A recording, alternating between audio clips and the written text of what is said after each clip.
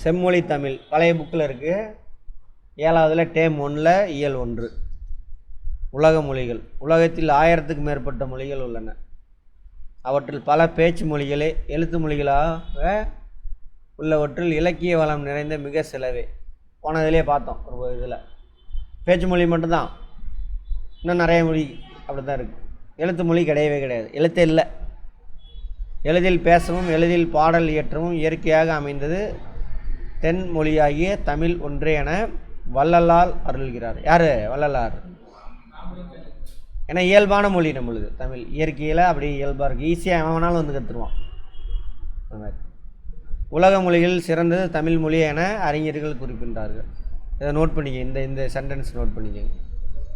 எளிதில் பேசவும் எளிதில் பாடவும் பாடல் இயற்றவும் இயற்கையாக அமைந்த தென்மொழியாகிய தமிழ் ஒன்றே அப்படிங்கிறார். செம்மொழிகள். செம்மொழிக்கு என்ன இருக்கணும்? ஒரு 11 பண்பு இருக்கணும் அப்படின்னு பார்த்தோம். ரைட். திருந்திய செவ்வியல்புகள் பொருந்திய மொழிகள் செம்மொழிகள் அனுப்பணும். கிரேக்கம், லத்தீன், சமஸ்கிருதம், சீனா, எபிரேயம், அரபு, ஹீப்ரு ஆகியவற்றை செம்மொழி என பட்டியலிடுகின்றார் மொழியியல் அறிஞர்கள். அகத்தியலிங்க இவர் சொன்னாராமா. இதில் நிறைய மொழி இல்லை, வழக்கிலே இல்லை. கிரேக்கம், லத்தீன்லாம் முடிஞ்சு போச்சுன்னு அர்த்தம். இன்று பேச்சு வழக்கில் இல்லை. சமஸ்கிருதம் இல்லை, ஹிந்தின்ற பேரில் அதில் கொண்டுட்டு வரானுங்க. நம்மளாம் வந்து ஆரியர்கள் அப்படின்னு கொண்டு வந்து அதோட நிறுத்தினா பரவாயில்ல. எல்லோரும் மனுஷன் சொன்னானா பரவாயில்ல, மனுஷன் சொல்ல மாட்டான். அங்கே போனோன்னு என்ன ஆயிரும்? அங்கே மனு தர்மம் வந்துடும். மனு தர்மம் என்ன சொல்லும்? அவன் குலத்தொழில் அவன் செய்யணும்னு சொல்லிடும். நான் மட்டும்தான் படிக்கணும்னு சொல்லுவான். சரியா? பெண்கள் ஆண்களுக்கு அடிமையாக இருக்கணும்னு சொல்லுவான். அடுப்போதும் பெண்களுக்கு கல்வி எதற்குன்னு சொல்லுவான். பெண்களுக்கு சொத்து கொடுக்கக்கூடாதும்பான். புரிஞ்சுதா? அந்த 1.5% ஆண்கள் மட்டும் எல்லாத்தையும் அனுபவிச்சுட்டு இருப்பான். சரியா? சரி, பார்ப்போம். செம்மொழி தமிழ் சிறப்பு. இன்று வழங்கும் மொழியில் தோன்றுவதற்கு முன்பாகவே எண்ணற்ற இலக்கண இலக்கிய வளங்களை கொண்டது விளங்கிய தமிழ். இன்றைக்கி இருக்கக்கூடிய நிறைய மொழிகள் தோன்றதுக்கு முன்னாடி என்னாச்சு? அப்போவே 2000 வருஷத்துக்கு முன்னாடி இலக்கணம்னா அதுக்கு முன்னாடி அவ்வளோ இலக்கியம் உருவாகிருந்தால் தான் இலக்கணமே வரும். தொல்காப்பியம், 10 பாட்டு, 8 தொகை, 11 கீழ்கணக்கு, சிலப்பதிகாரம், மணிமேகலை, முத்தொள்ளாயிரம், இறையனார் அகப்பொருள் ஆகிய செவ்வியல் இலக்கியங்கள் தமிழை செம்மொழி என நிலைநாட்டுவதற்கு உரிய சான்றுகளை திகழ்கிறது. 11 கீழ்கணக்கில் ஒன்றான திருக்குறளுக்கு 11 கீழ்கணக்கில் தான் ஒரு திருக்குறள், அறநூல். எந்த மதம்? எல்லாமே சமண மத நூல்கள். சமணர்கள் இங்கே ஃபுல்லாக பரவி இருக்காங்க. அதனால தான் டாக்டர் க்ரவுல் தமிழ் மொழி அழகான சித்திர வேலை பாடமைந்த வெள்ளித்தட்டு. யார் சொல்கிறா? க்ரவுல். திருக்குறள் அதில் வைக்கப்பட்டுள்ள தங்க ஆப்பிள். தமிழ் என்னை ஈர்த்தது, குறளோ என்னை இழுத்தது என்று சொல்கிறார். கேட்பாங்க, இதை சொன்னது யாருன்னு கேட்பாங்க. டாக்டர் க்ரவுல் வெளிநாட்டுக்காரன். இவனுங்களை மாதிரி ஓட்டு பொறுக்கிறதுக்காகவோ வரலாற்று அழிக்கிறதுக்காக தமிழ்னு சொல்லலை. நம்ம உண்மையான அறிஞர்கள், அவங்க மொழி அறிஞர்கள், அவங்க பேசுகிறாங்க. அடுத்து தமிழின் தனிப்பெருந்தன்மைகள். இயல்பாக தோன்றிய தமிழ் மொழியின் உயரிய பண்புகள் தன்மைகள் பற்றி ஒவ்வொரு தமிழனும் அறிந்து கொள்ள வேண்டும். இயல்பாக தோன்றியது, யாரும் வச்செல்லாம் வழக்கெல்லாம் கிடையாது, இயல்பாக அதுவாக மனித உருவானது. தொன்மை. உலகின் மிக பழமையான நிலப்பகுதி குமரிக்கண்டம். குமரிக்கண்டம்னா எது? அந்த பேஞ்சியா, அந்த லேண்டு. அவங்க தெரியும், அந்த சயின்ஸ்லாம் கண்டுபிடிக்கிறதுக்கு முன்னாடி அது குமரிக்கண்டம் இருக்கா, பேஞ்சியாவை தான் சொல்கிறாங்க. அந்நிலப்பகுதி கடல் கோளால் மூழ்கி விட்டது. இல்லை, பிரிஞ்சு போயிடுச்சு. யார் பிரிஞ்சு போனோம்? ஜியாகிரஃபியில் பார்த்தோம். சரியா? அடுத்த லெவலுக்கு எடுத்துகிட்டு போகணும். சும்மா பழசையே பாடிக்கிட்டு எத்தனை நாள் இருக்கிறது? எல்லாத்தையும் புரிஞ்சு படித்தோம்னா லிங்க் பண்ணும் மூளை. எவனுமே அந்த வேலையை செய்கிறதே கிடையாது. ஏன்னா தமிழ் போயிட்டானா தமிழை பேராசிரியராக அதுக்கப்புறம் வேறு சப்ஜெக்ட் படிக்க மாட்டான். 10th வரைக்கும் தான் எல்லா சப்ஜெக்ட் படிக்கிறோம். அதுக்கு மேலே என்ன பண்ணுறான்? பிரித்து விட்டாரான். 10th வரைக்கும் மனப்பாடம் பண்ணிட்டு தான் வந்தோம். அப்போ மற்ற சப்ஜெக்ட் எப்படி தெரியும்? அதை புரிஞ்சு வச்சுருந்தா தான் என்ன பண்ணணும்? நம்ம மூளை அதெல்லாம் லிங்க் பண்ணும், கேள்வி கேட்கும். புரிய விடாமையே கெடுத்து வச்சுருக்கானுங்க. அப்புறம் சிந்து சமவெளி நாகரிகத்தை என்ன சொல்லுவான்? சிந்து சமவெளி சரஸ்வதி நாகரிகமா, சிந்து சரஸ்வதி நாகரிகமா. சரஸ்வதி எங்கே இருந்தா? பச்சை மட்டையை அவன் சொல்கிற மாதிரி தான் செய்யணும். பச்சை மட்டை எடுத்துகிட்டு விழுத்தோம்னா சரியாக போயிடும். ஆமாம். அந்நிலப்பகுதி கடல்கோளால் மூழ்கிவிட்டது. சரி. தொன்னிலத்தில்தான், தொன்னினா தொன்மையான நிலம், தமிழர் தோன்றியதென, தமிழ் தோன்றியதென தண்டி அலங்காரம் மேற்கோள் செய்யுள் கூறுகிறது. அங்கே தான் தண்டி அலங்காரம் சொல்லுது. இதெல்லாம் நமக்கு தேவையில்ல, விட்டுருங்க.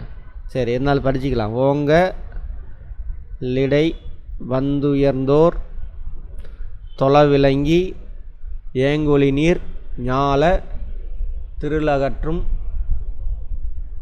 ஆங்கவற்றுள் மின்னேர் தனியொலி வெங்கதிர் ஒன்றே எனையது தன்னே ரிலாத தமிழ். அதில் சொல்லியிருக்காங்க. என்ன பாடல் அது? தண்டி அலங்காரத்தில் சொல்லியிருக்காங்க. இதெல்லாம் பின்னாடி வந்தது. மென்மை, தமிழ் மெல்லோசை மொழியாக இருப்பதனாலேயே அது உலக முதல் மொழியாக தோன்றியும் வழக்கொழியாமல் இன்றும் இளமை மாறாமல் கன்னித்தமிழாக இருந்து வருகிறது. மெல்லோசை மொழியாக இருப்பதனால் கஷ்டமாக இருந்துச்சுன்னா என்ன ஆயிரும்? அழிஞ்சு போயிருக்கும். வேறு மாற்றிருப்பான், சவுண்டை மாற்றிக்கிடுவான். ஏன்னா எளிமையை தானே ரொம்ப பிடிக்கும். எளிமையாக வாழ்கிறது தான் இயல்பு. அது அழியாமல் இருக்கிறதுக்கு காரணம் அதோட மென்மை தான். சூழ்நிலைக்கு தகுந்த மாதிரி மாற்றிக்கும். தமிழை தாய்மொழியாக கொள்ளாதவரும் முயற்சி வருத்தமின்றி எளிதாக அதனை கற்கவும் பேசவும் எழுகிறது. ஈஸியாக கற்றுக்கலாம். இந்தியில் நீங்கள் போய் கற்று பாருங்கள், கஷ்டம். கொஞ்சம் வார்த்தையை தமிழ் கற்றுக்கிட்டுனா போதும், அதை பேச ஆரம்பிச்சிடுவோம். ஹிந்தி கஷ்டம், இந்த மாதிரி வராது. எக்காலத்தும் உள்ளத்தில் எழக்கூடிய கருத்துக்களை எல்லாம் தெரிவிக்கத்தக்க சொற்களை கொண்டதாக. நிறையா சொற்கள் இருக்குது. மனசில் என்ன தோணுதோ எக்ஸ்பிளைன் பண்ண முடியும். அதான மொழி, நல்ல மொழி. தாய்மை, அதில் என்ன இருக்குது? நிறையா மொழி தோன்றியிருக்கா, நேற்றே பார்த்தோம். பெற்றோரை குறிக்கும் அம்மை அப்பன் என்னும் நாஞ்சில் நாட்டு தமிழ் சொற்கள். அம்மை அப்பன். அம்மைனா அம்மா, அப்பானா. வடமொழி உட்பட உலகில் பெருமொழிகள் பலவற்றிலும் வடிவு திரிந்து வழங்கி வருகின்றன. இந்த வார்த்தையை வடிவு திரிந்து மாறி தமிழ் சொல் இல்லாத உலக பெருமொழி யாதொன்றும் இல்லை என்பது மறக்க முடியாத உண்மை. எல்லா மொழியிலும் தமிழ் சொல் இருக்குது. வடமொழியிலும் இருக்குது, சமஸ்கிருதத்தில் இருக்குது, கிரேக்கத்தில் இருக்குது, லாட்டினில் இருக்குது, எல்லாத்துலேயும். இங்கிலீஷில் முதற்கொண்டு இருக்குது தமிழ் வார்த்தை. கூலி தமிழ் வார்த்தை தான். அடுத்தது தூய்மை. தமிழ் வழங்கிய ஆயிரக்கணக்கான பேச்சு வழக்கு சொற்களும் நூல் வழக்கு சொற்களும் கால வெள்ளத்தில் மறைந்து போயின. பேச்சு வழக்கு சொற்களும் நூல் வழக்கு சொற்களும் கால வெள்ளத்தில் மறந்து போச்சு. எஞ்சியுள்ள பழஞ்சொற்களை கொண்டும் தேவைக்கேற்ப புது சொற்களை புனைந்தும் பிற மொழி துணையின்றி தமிழால் தனித்து இயங்க இயலும். அதான் தூய்மை. வேறு மொழி சொற்கள் கலக்காமலே தமிழ் தனித்து இயங்கும். நிறையா வார்த்தை மறைஞ்சு போச்சு, இருந்தாலும் இன்னும் பழமையான வார்த்தைகள் இருக்குது. அதை வேறு சொற்களாக வச்சு புது வார்த்தையை உருவாக்க முடியும். இப்போ தேவைக்கேற்ப புது வார்த்தைக்கு புதுசாகவே உருவாக்கிக்கலாம், வேறு சொல் இல்லாமல். இப்போ கனிப்பொறி, இந்த மாதிரிலாம். உண்மையை அறிந்தே தமிழ் பிறமொழி துணையின்றி தனித்து இயங்குவது மட்டுமின்றி தலைத்தோங்கன்னா அர்த்தம் வளர்றது செய்யும் என்று யார் சொல்கிறா? கால்டுவெல் சொல்கிறாரு. இவரை கண்டா பிடிக்காது. யாருக்கு? இந்த சங்கி மங்கி குரூப்புக்கு. ஆரியன்னு சொல்ல வேண்டாம், ஏன்னா அவனுக்கு கொஞ்சம் பேர் தான் வந்தானுங்க. இங்கே உள்ள பெண்களோட சேர்ந்து தான் குழந்தை பெற்றுக்கிறான். ரெண்டு கலந்தது தான். அந்த சிந்தனை தான் இருக்குல்ல. நம்ம ஆரியன் சங்கி, அதான் சங்கி மங்கி குரூப்பு. அப்படி வச்சுக்கோ. இப்படி தான் கட்டமைப்பு தான் இருக்கணும். பிராமண வீட்டில் பிறந்தவன் பிராமணன், அவன் மட்டும் தான் எல்லாமே படிக்கணும், அவன் மட்டும் தான் அறிவாளி, மற்றவன்லாம் முட்டாள். பிராமணன் எந்த தொழிலும் செய்யக்கூடாது, மற்றவன் அவனுக்காக எல்லா வேலையும் செய்யணும். அது வேறு. அவன் பிராமணன் விவசாயம் தானே முக்கியமான தொழில். அந்த வேலை செஞ்சாக்கா அடுத்த பிறகு அவன் பண்ணியாக பிறப்பானாமா. அதான் பெரியார் கேட்டாராம்மா. அப்போ இப்போ ஊர் ஃபுல்லாக சுற்றுற பண்ணியெல்லாம் போன தடவை வேலை செஞ்ச பிராமணனும் அப்படின்னு கேட்டாராம்மா. கரெக்டு தானே? வேலை செய்யாமல் இருக்க என்னென்ன ஒன்று சாக்கு பாருங்க. அதேமாரி பிராமணனை கொல்லக்கூடாது, எந்த இது வந்தாலும் பிராமணனை கொல்லக்கூடாது. கொண்டாடாமம்மா அது என்ன ஏதோ இது வந்துடும் சொல்லுவானுங்க, ஞாபகம் சொல்கிறேன். தோஷம், பிரம்மகத்தி தோஷம் வந்துடுமாம்மா. பிராமணனை கொண்டாக்கா அது மோசமான தோஷமா. அதனால தான் பாருங்கள், நீங்கள் வரலாற்றில் எங்கே இருந்தால் ராஜாவே கொண்டிருப்பானுங்க, அவனை துரத்தி தான் விட்டுருப்பாங்க நாட்டை விட்டு. சாணக்கியரை கூட துரத்தின மாதிரி தான் கதை விட்டுருப்பான். சாணக்கியன்னு ஒருத்தன் இல்லை, இந்த இது கல்கி கதையை பாருங்கள். கல்கி சோழர் ராஜாவை கொன்னது யார்? அவங்க கூட அந்த பிராமணன் தான். அவன் கதையை மாற்றி எழுதியிருப்பான் அந்த ஆள். கல்கி பிராமணன், அவன் நாடு கடத்தி விட்டுருவானுங்க. அவனுக்கு இங்கேருந்து போய் தான் கேரளாவை திருவிதாங்கூர் சமஸ்கிருதமாக மாற்றி அவங்க ஒரு கொடுமையை நிகழ்த்தி ஒரு பயங்கரமான கொடுமை அங்கே நடந்துக்கிட்டு இருந்திருக்கு இங்கிலீஷ்காரன் வர வரைக்கும். அது கேட்டிங்கன்னா அப்பயே அப்படியே என்னடா இவனுங்க அப்படின்னு ஆயிடும். அப்படி பண்டைய தமிழகம் சிறப்பாக இருந்த ஒழுக்கம் இதெல்லாம் சிறப்பாக இருந்த இந்த பண்டைய தமிழகத்தை என்ன பண்ணிட்டானுங்க, உள்ளே பூந்து இவனுங்களுடைய சுயநலத்துக்காக கடவுள் பேரை சொல்லி ஒரு கேவலமான சமூகமாக மாற்றிட்டானுங்க. பெண்ணடிமை, ஜாதி கொடுமை, அப்புறம் செக்ஸுவல் ஹராஸ்மெண்ட்டு, இதெல்லாம் பயங்கரமாக நடக்கும் இவனுங்களுக்காக. அந்த 1.5% கடவுள் பேரை சொல்லி சொல்லி. சரி, செம்மை. ஒழுக்க வரம்பு தேவையானது போலவே மொழிக்கு இலக்கண வரம்பு தேவை. அதான் சொன்னேன் இல்லையா, அறம் மனிதர்களுக்குன்னா மொழிக்கு இலக்கணம் எப்படி எப்படி உச்சரிக்கணும்லாம். சொற்களுக்கு திருந்திய வடிவம் இன்றியமையாதது. மாற்றிக்கணும் சூழ்நிலைக்கு தகுந்த மாதிரி. இவற்றை தமிழில் உள்ளது போல வேறு எம்மொழியிலும் காண இயலாது. அதனாலே தமிழ் செந்தமிழ் எனப்படுகிறது. செம்மை திருந்தி செம்மையாக உள்ளது, சிறப்பாக உள்ளது. கரடு முரடாலாம் இல்லை, இப்படி தான் எழுதணும்னு அங்கே இலக்கணம் இருக்குது. அது கரெக்டாக புரிஞ்சோம்னா நீங்கள் தமிழ் அறிஞராகிறீங்க. மும்மை. முதற் சங்கத்திலேயே இசையும் நாடகம் இயற்றமிழோடு இணைந்து முத்தமிழென வழங்கி வரலாயிற்று.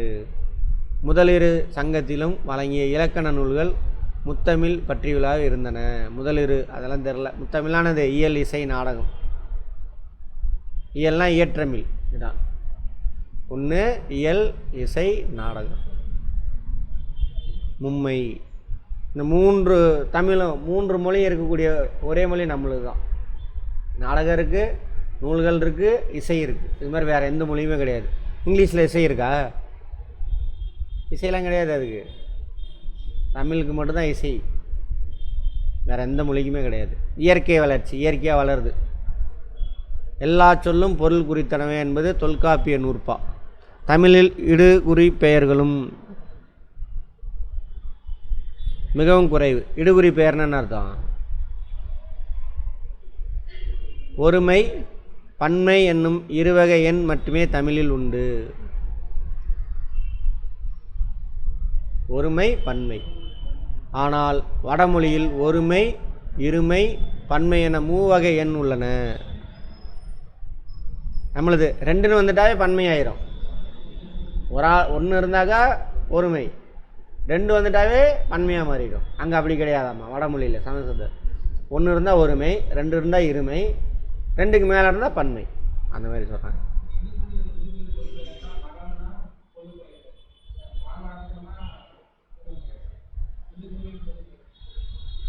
இடுகுறி பெயர்கள் என்னது? ம் ம்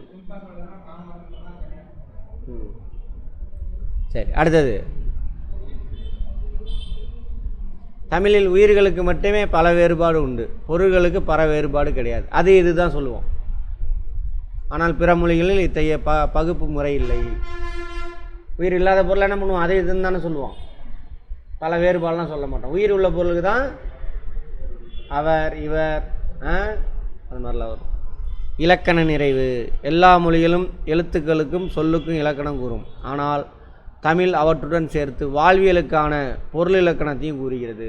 எப்படிலாம் வாழணும், ராஜா எப்படி இருக்கணும், எப்படி பொருள் சேர்க்கணும், எல்லாத்தையும் சொல்லுது. தொல்காப்பியத்திலே இருக்குது. எழுத்து இலக்கணம் இருக்குது, சொல் இலக்கணம் இருக்குது, பொருள் இலக்கணமும் இருக்குது. பொருள் இலக்கணம் என்ன அர்த்தம்? வாழ்வியல், எப்படிலாம் வாழணும் ஒருத்தன் அப்படின்னு, அரசாங்கம் எப்படி நடத்தணும், அந்த மாதிரிலாம். அதனையும் அகம் புறம் என 2 வகையாக பகுத்துள்ளது. வீட்டுக்குள்ளே எப்படி இருக்கணும்? கணவன் மனைவி, தலைவன் தலை. வெளியில் கொடை வீரம், புறநானூறு, புறம். புறம்பற்றி பேசுது. இலக்கணம் அப்போது மொழிக்கு மட்டும் இல்லாமல் வாழ்க்கைக்கும் இலக்கணம் கொடுக்குது. செய்யுள் சிறப்பு. பண்டைய தமிழ் இலக்கியங்களும் இலக்கணங்களும் செய்யுள் வடிவிலேயே இருந்தன. நம்ம தானே செய்யுள்னா அது பாடல், பா, கவிதை எப்படி வேணாலும் சொல்லலாம். கலிப்பா முதலான செய்யுள் வகைகள் வேறு எம்மொழியிலும் இல்லை. பா கலிப்பாங்கிற அது ஒரு மெத்தடு, அது ஒரு டைப் ஆஃப் பாடல். அடுத்தது அணிச்சிறப்பு. அணி என்னது? அணினா அழகுக்காக போடக்கூடிய ஒரு பொருள். அது மாதிரி செய்யுளுக்கு அழகு சேர்க்கறதுக்காக என்ன பண்ணுறாங்க? அணி, அணி இலக்கணம். ஆமாம், உவமை அதெல்லாம். வாங்க வாங்க, செய்யுளுக்கு சிறப்பு சேர்க்க உவமை, உருவகம் அதெல்லாம் கொண்டு வராங்க. உவமை, உருவகம். உருவகம்னா என்ன?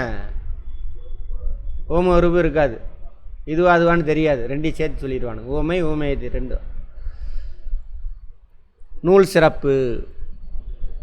ஆயிரக்கணக்கான தமிழ் நூல்கள் இயற்கை சீற்றங்களால் அழிந்து. இயற்கை சீற்றம்லாம் அழிக்கலை, இந்த ராஸ்கலுங்க வந்து எல்லாத்தையும் நெருப்பில் போட்டு போட்டு எரிச்சு விட்டானுங்க. இந்த கடலத்துக்கு ஆற்றுல தூக்கி போட்டானுங்க. கொஞ்சோண்டு கொசுறு தான் நம்மக்கிட்ட மாட்டியிருக்கு.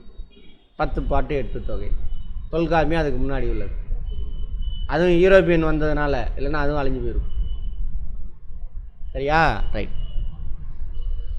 கிடைத்த நூற்றில் சங்ககால நூல்கள் தமிழர்தம் மொழியையும் பண்பாட்டையும் விளக்குவதாக திகழ்கிறது. இத்தகைய விழுமிய வியத்தகு பயன்பாடுகளையும் நூல்களையும் கொண்டது தமிழ்மொழி. அத்தகைய உயர்தனி செம்மொழியாம் தமிழ் மொழியை உணர்ந்து கற்று போற்றி காப்போம். போற்றிலாம் நீ காக்க வேணாம், உணர்ந்து கற்றினா நீ அறிவாளியாக மாறுவ. அது வாழ்ந்துக்கும். மொழியெலாம் யாரும் வளர்த்தலாம் வேணாம். இது போல் சிறப்பு இருக்குது இந்த மொழியில். இந்த மொழியை நம்ம பயன்படுத்தணும்னா அறிவாளியாக மாற முடியும். அப்போ நம்ம சிறப்பாக வாழ்வோம். அப்போ மொழி இருந்துகிட்டே தான் இருக்கும். சரியா? ரைட். இங்கிலீஷ்னு ஓடாதீங்க. ஆமாம், இங்கிலீஷ் எப்போ வேணால் அது ஒரு விஷயமே இல்லை. நீ தமிழில் எல்லா விஷயத்தையும் புரிஞ்சுக்கிட்டே அப்படின்னா இங்கிலீஷ் கற்றுக்கிறது ஒரு விஷயமே கிடையாது. இங்கிலீஷாக இருக்கட்டும், பூந்தியாக இருக்கட்டும், இந்தியாக இருக்கட்டும், எதுவாக இருந்தாலும் பூந்தியாவது சொல்லும் பொழுது ஒரு எச்சு வருது. ஹிந்தினா என்ன? அது வெறுப்பு தான் வருது. நம்ம மொழியை அழிக்க பார்க்குறானுங்க. அழிச்சா ஒன்றும் இல்லை, நம்ம மொழிக்கெலாம் ஒன்றும் இல்லை. அது என்ன, அதுக்கு உயிர் இருக்கான்னு நம்ம முட்டாளாக்கப்படுவோம். இப்போ வடக்கன்ஸ் எப்படி சுற்றுறோம் அது மாதிரி சுற்றிக்கிட்டு இருக்க வேண்டியதான். நீங்கள் மாற்றி அடிச்சிட்டு சாக வேண்டியதான். இதே வடக்கன்ஸில் அந்த உயர் குடிமக்கள் இருக்கான்ல, எல்லாரையும் அழிக்கிறானுங்கள்ல ஹிந்தின்னு, அவன் இங்கிலீஷை படிச்சுட்டு வெளிநாட்டுக்கு ஓடி போயிடுறான். அந்த கவர்மெண்ட் ஸ்கூலில் படிக்கலாம், ஹிந்தியை மட்டும் படிச்சுட்டு எங்கேயும் போக முடியாது, நம்மளை தேடி ஓடியாரான். புரியுதா? அவனை ஹிந்தி படிக்க விடாமல் நாசம் பண்ணான், இங்கிலீஷ் படிக்க விடாமல் நாசம் பண்ணிட்டானுங்க அவனுங்களை. அதனால தான் அமெரிக்காவுக்கெல்லாம் போகணுன்னா டோஃபல் இந்த மாதிரி இங்கிலீஷ் ஃப்ளூயன்சி வேணும். அந்த எக்ஸாம் பாஸ் பண்ணால் தான் நீ அங்கே போக முடியும். அவங்க இங்கிலீஷே தெரியாது வடக்கன்ஸு. அதனால தான் இல்லீகலாக போய் அந்த 50 லட்சம் பேர் அங்கே மாட்டிக்கிட்டு இருக்கிறோம். நல்லா தெரிஞ்சுக்கங்க. அப்போ வெளியில் போக முடியலன்னா என்ன ஆயிடுச்சு? உங்களை சிறகு உடைச்சிட்டான்னு அர்த்தம். அவன் ஊர்லேயே சுற்றிக்கிட்டு அவனுக்கு அடிமையாக சுற்றிக்கிட்டு இருக்க வேண்டியதுதான். அதான் நடந்துக்கிட்டு இருக்கு வட இந்தியாவில். இப்போ நம்ம உள்நாடு ஒரே நாடுன்றனால ஈஸியாக தமிழ்நாட்டுக்கு போங்கடானா அங்கே தெரிச்சு ஓடி வந்துடுறானுங்க. இங்கே அவங்க ஊரை பற்றி நீ அவன் தமிழ் பேச தெரிஞ்சவன்ட்டு பேசி பாருங்கள். வந்து வேலை செஞ்சுட்டு இருக்கான்ல அவனுங்களை, அந்த வியாபாரம் செய்கிறவனுக்கு விட்ருங்க, அவனுக்கு பனியா கும்பல் அவனை விட்ருங்க. கொத்து வேலை இதெல்லாம் செய்கிறானுங்களா, அவனை கூப்பிட்டு உங்கள் ஊரில் எப்படா இருக்குது என்னடான்னு கேட்டு பாருங்கள். அவ்வளோதான், நீங்கள் கேட்டு பாருங்கள். உலகின் மிக பழமையான நிலப்பகுதி குமரிக்கண்டம். தமிழில் டேஷ் பெயர்கள் மிகவும் குறைவு, இடுகுறி பெயர்கள். Very good. எல்லா மொழிகளும் எழுத்துக்கும் டேஷுக்கும் இலக்கணம் கூறும். எழுத்துக்கும் சொல்லுக்கு இலக்கணம் கூறும். தமிழ் மொழி தான் என்ன பண்ணும்? எழுத்து, சொல்லு, பொருள்னா என்ன அர்த்தம்? வாழ்வியல், எப்படி வாழணும்னு இலக்கணம் கூறுது. புலவர்கள் செய்யுளுக்கு சிறப்பு சேர்க்க உவமை மற்றும் உருவகம் பயன்படுத்தி அழகு சேர்த்தனர். அந்த வார்த்தையெல்லாம் நமக்கு தெரியுது, இலக்கணம் பார்த்துட்டு வந்ததுனால ஈஸியாக இருக்குது. அப்போ என்னது? வார்த்தையை புரிஞ்சுக்கணும். மனப்பாடத்துக்குலாம் அங்கே வேலையே கிடையாது. உரிய விடையை தேர்வு செய்க. லிட்ரேசினாவே என்ன அர்த்தம்? எழுத்தறிவு தான். ஏதோ ஒரு மொழியில் எழுதியிருக்கு, அதை படித்து புரிஞ்சிக்க தெரியும். ஓகேவா? அவ்வளோதான். மனப்பாடம் பண்ணுறது கிடையாது. இந்த கூமுட்டெல்லாம் விவரமாக பண்ணி வச்சுட்டு போயிருக்கானுங்க. மனப்பாடம் பண்ணி கெடுத்து விட்டு ஒரு குழந்தை 10th அது பாவம் மனப்பாடம் பண்ண தெரியாமல் செம்ம டேலண்ட், பொதுவாக பேசுகிறதெல்லாம் பேசுது, மனப்பாடம் பண்ண தெரியாமல் அது ஸ்டடீஸில் அது 1வது குழந்த மாதிரி இருக்குது. மனப்பாடம் பண்ணி கெடுத்து விட்டானுங்க. மனப்பாடம் பண்ண முடியல அந்த பொண்ணால். சரி, உலக மொழிகள் சிறந்து விளங்குவது. அம்மையப்ப என்னும் சொல் வழங்கும் நாடு நாஞ்சில் நாடு, தமிழ்நாடு தான் அது, வேறு ஒன்றும் இல்லை. வாழ்வியலுக்கு இலக்கணம் கூறும் மொழி